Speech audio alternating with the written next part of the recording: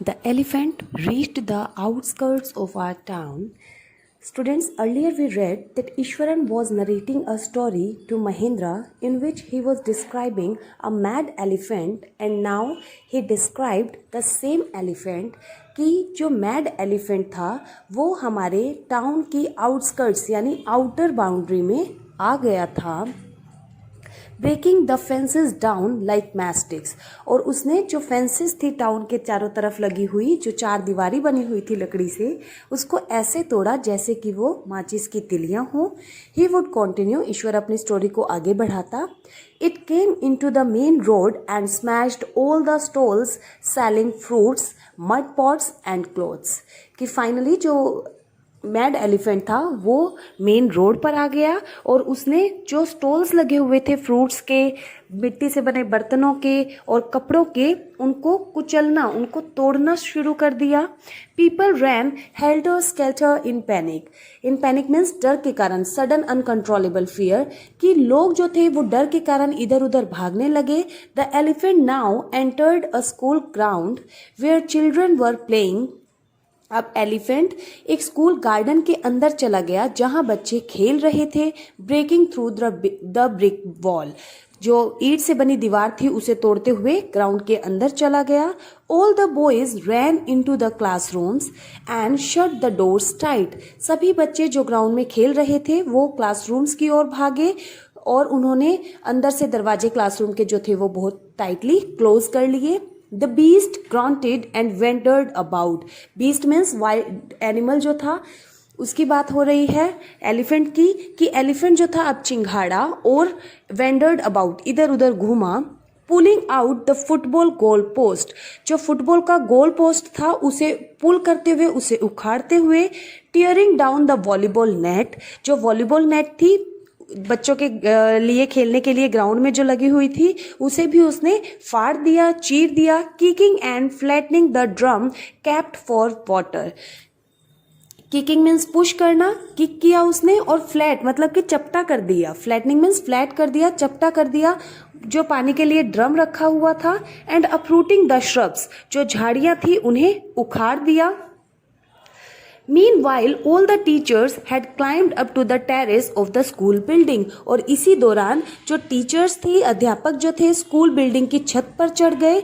From there, they helplessly watched the depredation of the elephant. Depredation means an act of attacking. कि elephant के द्वारा जिन जिन चीजों पर जो भी अटैक किया जा रहा था, हेल्पलेसली टीचर्स उन्हें सिर्फ देख पा रहे थे क्योंकि वो कुछ भी नहीं कर सकते थे। There was not a soul below on the ground, धरती पर कोई भी इंसान नहीं था, ग्राउंड पर कोई भी इंसान नहीं था। The streets were empty as if the inhabitants of the entire town had suddenly disappeared. जो स्ट्रीट थी, टाउन की जो गलियां थी वो सब खाली थी और ऐसा लग रहा था कि पूरा का पूरा टाउन, पूरे के पूरे टाउन के जो इनहैबिटेंट्स हैं, रेजिडेंट्स हैं, रहने वाले लोग हैं, वो अचानक से कहीं डिसअपियर हो गए हों, गायब हो गए हों। I was studying in the junior class at that time. उस समय मैं छोटी क्लास में पढ़ता था and was watching the whole drama from the rooftop. और जो भी ये ड्रामा, जो भी एलिफेंट के द्वारा नुकसान किया जा रहा था, उसे मैं छत पे खड़ा देख रहा था। I don't know what came over me suddenly. मैं नहीं जानता हूँ कि अचानक से मुझे क्या हुआ या मेरे दिमाग में क्या ख्याल आया, कहाँ से मेरे अंदर इतनी पावर आ गई। I grabbed a cane from the hands of one of the teachers. मैंने एक टीचर के हाथ में से, जितने भी वहां टीचर्स खड़े थे उनमें से एक टीचर के हाथ में से केन, स्टिक को लिया, डंडी को लिया, छड़ी को लिया। And ran down the stairs and into the open. सीढ़ियों से नीचे उतरकर मैं ओपन, वो जो ग्राउंड था, उसमें आ गया। द एलिफेंट grunted, एलिफेंट चिंघाड़ा, and menacingly swung a branch of tree which it held in its trunk. menacingly means मुझे थ्रेटन करते हुए, मुझे धमकाते हुए या मुझे डराते हुए उसने एक ट्री की ब्रांच को हिलाया जो कि उसने अपनी सूंड के अंदर पकड़ी हुई थी। It stamped its feet, इसने अपने पैर धरती पर जोर जोर से मारे। Kicking up a lot of mud and dust, और पैर जब धरती पे मारे तो उससे क्या ऊपर उठकर आया, बहुत सारा कीचड़ और धूल। इट लुक्ड फ्राइटनिंग, जो भी वो कर रहा था वो बहुत भयंकर लग रहा था, डराने वाला लग रहा था।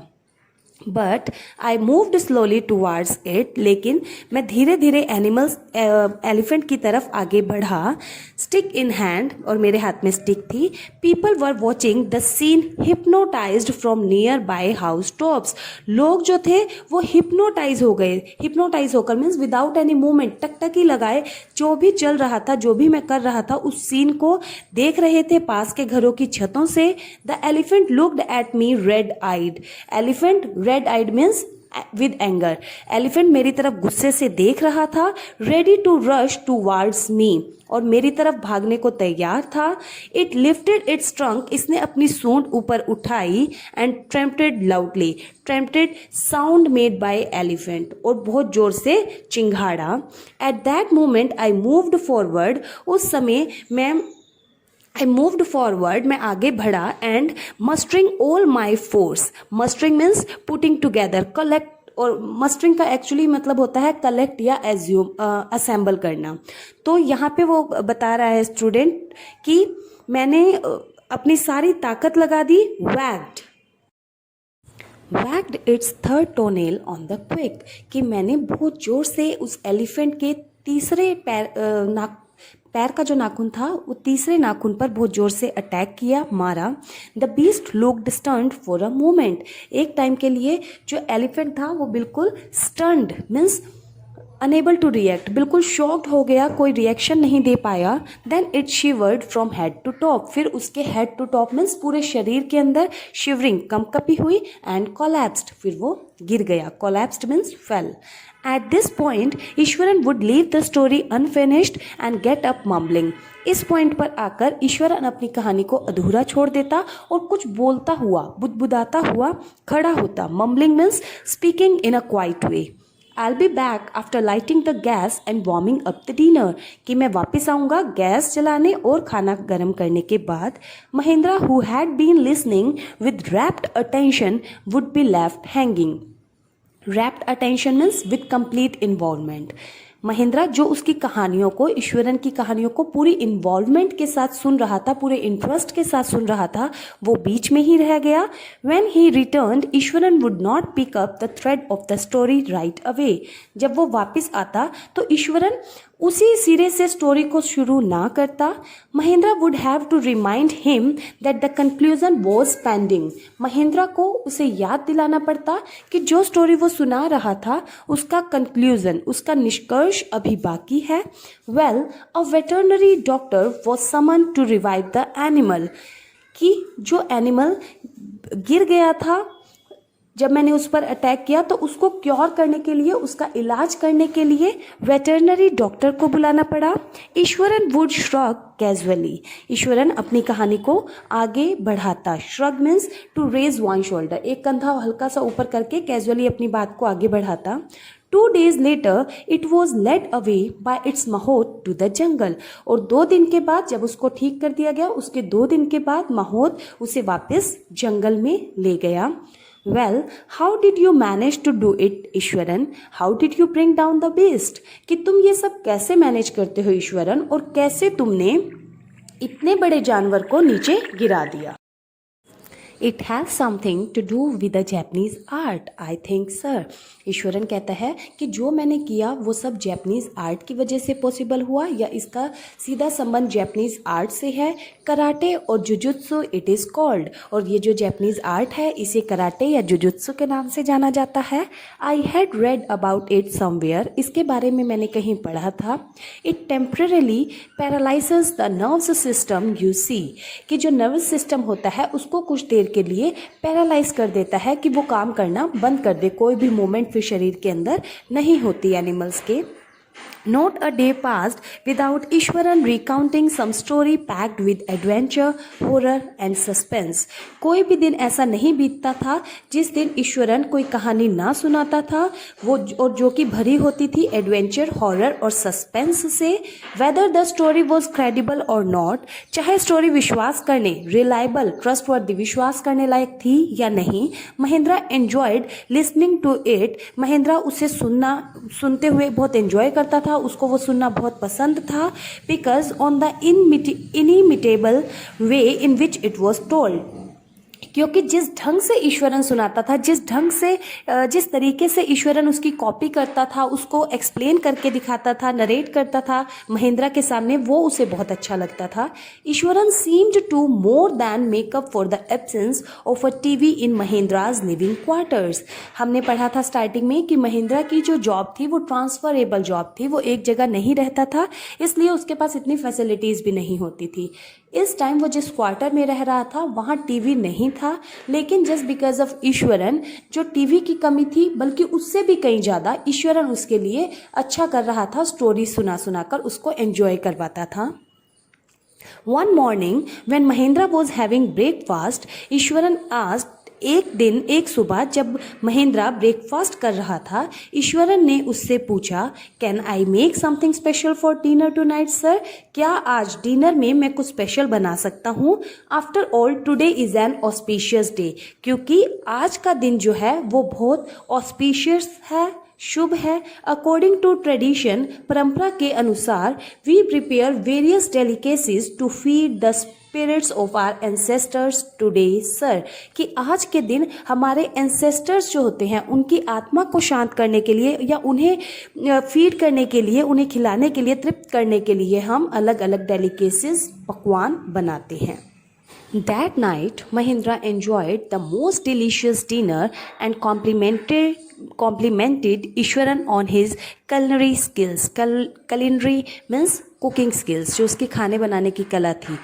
उस रात महेंद्रा ने डिनर को जो इतना स्वादिष्ट बना हुआ था उसे एंजॉय किया और अच्छी कुकिंग के लिए ईश्वरन को कॉम्प्लीमेंट भी दिया। ही सीम्ड वेरी प्लीज्ड, वो बहुत खुश हो रहा था, खुश लग रहा था। बट लेकिन अनएक्सपेक्टेडली, उम्मीद ना करते हुए, launched into a most garish account involving the super natural. अचानक से ही ईश्वरन ने उसे सबसे ज़्यादा डराने वाली एक स्टोरी, जो कि सुपर नेचुरल, भूत प्रेत से जुड़ी हुई थी, रिलेटेड थी, वो सुनानी शुरू कर दी। You know sir, the entire factory area we are occupying was once a burial ground, कि आप जानते हो सर, जहाँ आज हम रह रहे हैं, जो एरिया में आज हम रह रहे हैं, वो कभी एक बेरियल, कब्रिस्तान, जहाँ लोगों को दफनाया जाता था, एक कब्रिस्तान हुआ करता था। ही स्टार्टेड, उसने कहना शुरू किया। Mahindra was jerked out of the pleasant revive he had drifted into after the satisfying meal. Mahindra was jerked out. Mahindra को एकदम से शौक लगा, क्योंकि अभी तक तो वो जो उसने इतना अच्छा सेटिस्फाइंग मील, इतना टेस्टी फूड खाया था, उसी के विचारों में खोया हुआ था। लेकिन जब ईश्वरन ने ये स्टोरी सुनानी शुरू कर दी तो महिंद्रा जर्क्ड आउट, महिंद्रा एकदम से शॉक्ड हो गया, हैरान हो गया। I knew on the first day itself, मुझे पहले दिन ही पता था। When I saw a human school lying on the path, जब मैंने इंसान की खोपड़ी को, स्कल को जमीन पे लेटे हुए पड़े हुए देखा था। Even now I come across a number of skulls and bones, Iswaran continued. यहाँ तक कि अब भी ईश्वरन ने कहना शुरू, कॉन्टिन्यू रखा, अपना कहना जारी रखा, कि अब भी मैं डेली इस तरीके की जो मानवीय खोपड़ी हैं और हड्डियां हैं, इनको देखता रहता हूँ। So students, this is all for today. Rest of the chapter we will continue in our next video. Thank you for watching. Bye bye.